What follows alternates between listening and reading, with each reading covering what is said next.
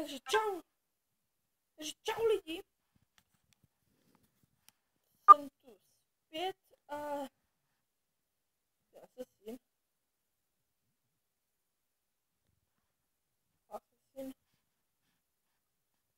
What the fuck?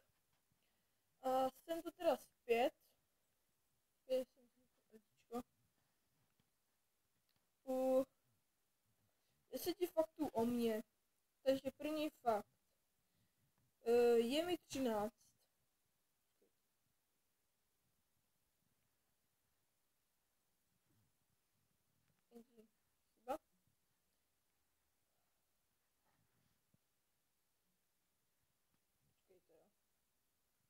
Takže první fakt, je mi 13. Druhý fakt. Jsem Denis Pavlovič. Možná někdo nás nezná. Docela jakože mezi lidmi jako známý, ne podle YouTube. Takže ta třetí. Mám bráchu, jmenuje se Michal Pavlovič, jako já, že jo. Čtvrtý fakt. Mám rád melouny, jako, no, to vám řeknu, jak to je, jo. Mám rád melouny takový, který se jí, jo. Ne ty, který. Já to ne, jo. A tady se spolu s kaprem. Normální kapr. Koupil jsem ho někde v Brně. Si nevšímejte. Musím zase vytvářet. Takže to jsme si vysvětlili. Nemám rád ty melouny, jakože...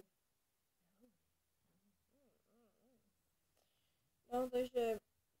Pátý fakt. Mám 5 bratranců. Nebudu vám je vyjmenovat, jste... Všichni jsou debili. Kromě 2. No. To je 6. fakt. Mám 3 sestřenice. Taky vám je nebudu říkat, že jsou. Takže 7. fakt. Mám rád strašně pizzu. Ne tu pí. Uchyláci. Neserte mě. Ani se zase vyplo letičko. To bude ta nová kamera, ale zatím protože tady na to mám takový ten úkolníček, nebo co to je. To má napsaný ty fakty. Jsem ho někde vyhrál, nějaký, no spíš jsem ho dostal na nějaký brigádě, jako nějakého kámoše. A má tu mega kameru, takže s tím budu natáčet. No a takhle, takže to jsme si taky vyjasnili, vy uchyláci, nemyslete na to. 8. fakt. Jezdím na skateu,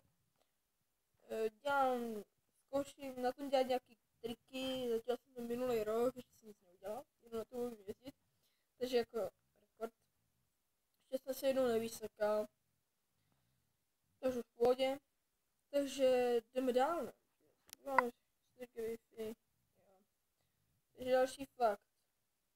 Hraju docela jako fotbal, ale teďka jsem dělal nějaký průser ve škole, nemůžu na hřiště. Takže což je úplně na hovno. A chtěl bych říct něco k tomu pozadí. Uvidíte ho asi hodně často. Takže se jí líbí ten Assassin. No, mně se jí líbí strašně ten Assassin, teďka přijel. Takže musíme to zrychlit. Kde jsme skončili? Dělej. Jo, hraju fotbalem, jo. Hraju fotbal, ale jsem dostal zákaz do školy, takže nemůžu. Takže 10. fakt, jestli chcete se mnou hrát World of Tanks, tak můžete, protože to taky hraju. No a je to prostě těch 10 faktů o mě, no. Takže asi to by bylo všechno. Pardon? Pro tohle video by to bylo asi všechno. A čos než mě dokončit. Magická koule. Chtěl bych natočit nějaký video s magickou koulí. Aha, radioelektrika. No tak víc. Ale je to taková magická koule, si znáte. Jo, moje sbírka. Když tak do těch... Ježiši. Jak se to jmenuje? Prostě posílejte mi ty. Já vám to dám do popisku. A Čau.